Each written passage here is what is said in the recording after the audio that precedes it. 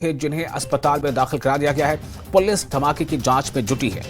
ये आप दो तस्वीरें स्क्रीन पर देख रहे हैं। एक पहली तस्वीर है जिसमें वो पुरअसरार धमाका होता है। धमाके के जद में 3 अफराद आते हैं, वो जख्मी हो जाते हैं। इन 3 जख्मियों में 2 महिलाएं शामिल हैं, ख्वातीन शामिल हैं।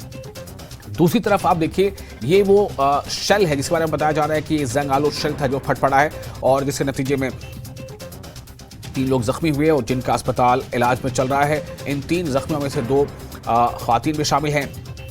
तो ये दूसरी तस्वीर जो आप स्क्रीन पर देख रहे हैं, इसमें आप देख सकते हैं कि वहाँ अस्पताल की ये तस्वीरें हैं और पहली तस्वीर में जो धमाका है वो सीसीटीवी फुटेज आपके सामने है। तो ये पूरा धमाका है। हालांकि ये बात सामने आ रही है कि एक पुराना जंग आलूद एक शल था वो फट पड़ा है, गोला फट पड़ा है, लेकिन पुलिस जो है वो कई नुक्ते से इसकी छानबीन में जुटी है।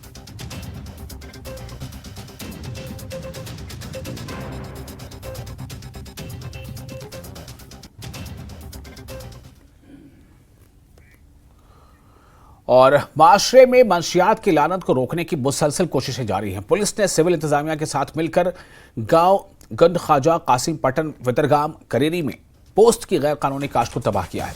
बारामूला मंशियात के खिलाफ खुसूसी मुहिम जारी है। पोस्ट की काश्त में मुलविस पाए जाने वाले अफराद सभी वितरगाम करेरी के रिहायशी हैं। इनके खिलाफ FIR दर्ज कर ली गई है। आगे मजीद तहकीकात जारी है। वहीं जम्मू कश्मीर पुलिस ने आवाम से मंशियात के इस्तेमाल के खिलाफ इस मुहिम में अपना ताउन और अपना किरदार बढ़ाने की अपील की है।